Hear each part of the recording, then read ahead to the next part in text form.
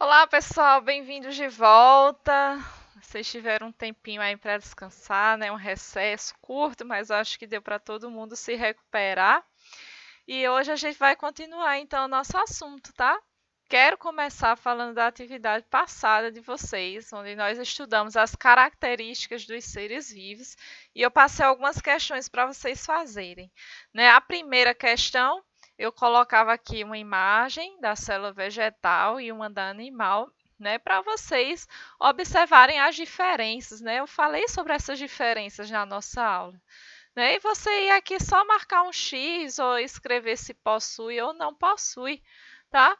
Por exemplo, ó, parede celular tem na célula vegetal? Sim, né? Tem. Você poderia marcar um X aqui, ó, porque tem na célula vegetal. Tem parede na célula animal? Não. Então, ó, não marca. Cloroplasto. Cloroplasto é outra estrutura que só tem na célula vegetal e não tem na animal. Cloroplasto é a organela, né, aqui, ó, que faz a fotossíntese. Plasmodesmos também só tem na célula vegetal, não tem na animal, né, que são, ó, essas estruturas aqui de comunicação entre uma célula e outra. E centríolos a gente não tem na vegetal, mas tem na animal, tá? Questão 2. Quando uma pessoa está dormindo, seu metabolismo para de funcionar? Não, gente, de jeito nenhum, tá? Quando a pessoa está dormindo, ela continua com o que nós chamamos de, né, das funções vitais, tá? O coração está batendo, né? O nosso cérebro está funcionando, nós estamos respirando, tá? Então, o metabolismo da pessoa que está dormindo não para, tá?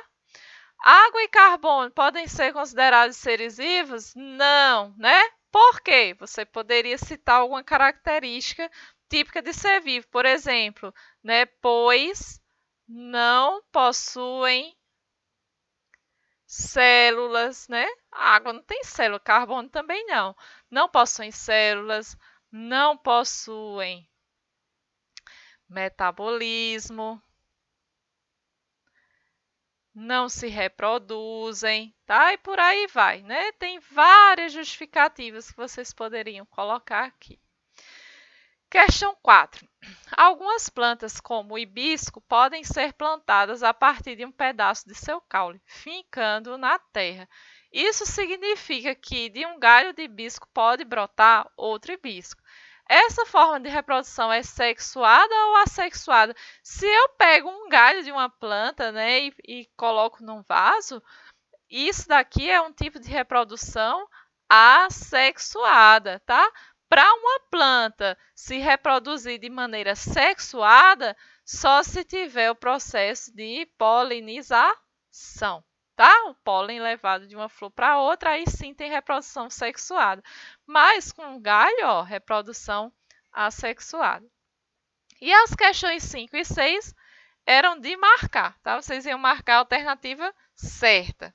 Então, tem assim, ó, o papel da reprodução sexuada na evolução e diversidade das espécies é, dentre outros fatores, letra A, garantir o aumento da variabilidade genética da espécie, tendo assim melhores condições de adaptação ao ambiente? Sim, olha, a letra A já é a verdadeira, tá? Então, na reprodução sexuada, eu aumento, tá? Aumento a variabilidade genética, tá? Por isso que a B está errada, porque ela usa diminuir, tá errado, tá? É importante para garantir a transmissão das características genéticas, mas não é esse, né, o papel na evolução e diversidade. Inibir a transmissão das características, não, tá? Que é letra A. E a última questão.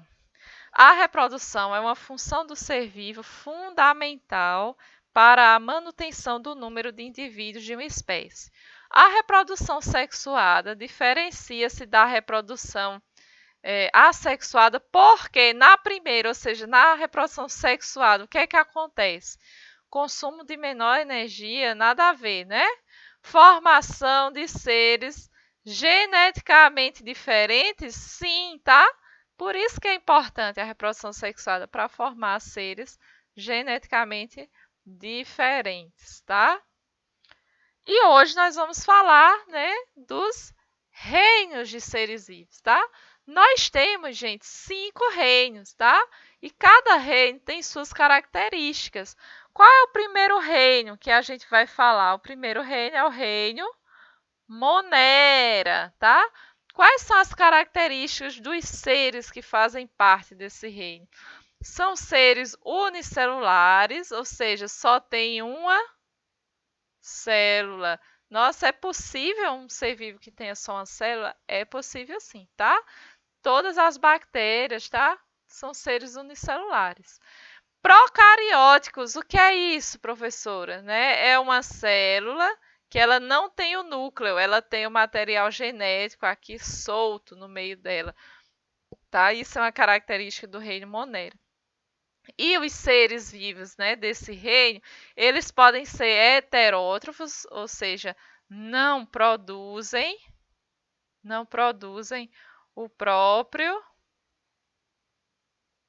alimento, tá? Então, um ser heterótrofo, ele tem que se alimentar de outro ser vivo, tá? Isso é um heterótrofo. Mas eu também posso ter seres autótrofos, tá? Que fazem um processo aqui de fotossíntese, ou no caso aqui do reino Monera, também é possível um outro processo, tá? Que é a quimiossíntese. Mas os seres autótrofos, eles produzem o próprio alimento. Eles não têm que ser alimentados de ninguém, tá? Exemplos de seres desse reino. Todas as bactérias são do reino Monera, tá? O outro reino que nós temos, o segundo, né? Lembrem que são 5. Nós temos o reino protista, tá? Que é formado por seres que podem ser unicelulares, ou seja, tem uma célula, ou os seres podem ser pluricelulares, mais de uma célula ou muitas células. Esses seres são eucarióticos, ou seja, a célula vai ter o núcleo, né, com o material genético aqui, o DNA lá no núcleo, tá? Isso é um carioto. Eles podem ser heterótrofos, ou seja, não produzem o próprio alimento, ou autótrofos, produzem o próprio alimento, tá? Quais são os exemplos? Temos as algas, as amebas, os paramécios, tá? Que esses dois aqui são chamados de genericamente de protozoários, tá? Que lembra o nome do reino, né? Protista. Mas o reino protista não tem somente protozoário, tá? Tem algas também. O terceiro reino que nós vamos ver é o reino fungi, tá? Reino fungi, quais são as características desse reino? É formado por seres que podem ser ou pluricelulares, né? Ou seja, uma célula ou muitas células.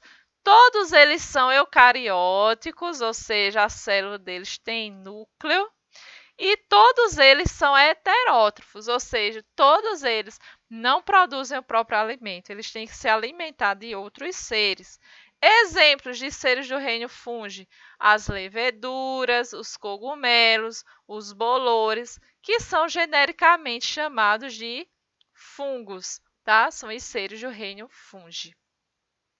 O quarto reino que nós vamos ver é o reino plante, tá? Quais são as características dos seres desse reino? Todos eles são pluricelulares, ou seja, são formados por muitas células. Todos eles são eucarióticos, ou seja, formar uma célula que tem aqui um núcleo, né? E todos eles são autótrofos, né? Nesse caso, todos eles produzem o próprio alimento por meio da fotossíntese, tá? Quais são os exemplos dos seres desse reino? Samambaias, árvores, grama, ou seja, todas as plantas. É o reino das plantas. E o último reino que nós temos é o reino Animalia, né? Que lembra já o quê? Animais, né? É isso mesmo, é o reino dos animais. Quais são as características, né, dos seres desse reino? Todos eles são pluricelulares, ou seja, você não vai ver um animal formado só por uma célula. Todos os animais têm muitas células, tá? Todos são eucarióticos, ou seja, a célula tem um núcleo, tá? E todos são heterótrofos, ou seja, eles não produzem o próprio alimento. Todos os animais eles têm que se alimentar de outro ser. Exemplos, ó, peixes, aves, mamíferos, ou seja, todos os animais. Tranquilo, gente. Então esse tema ele é bem curto mesmo, tá? E agora vocês vão fazer então a velha atividade para treinar aí esse conhecimento, tá? Semana que vem então a gente corrige e continua nosso tema. Beleza? Então boa semana para vocês e até a próxima aula.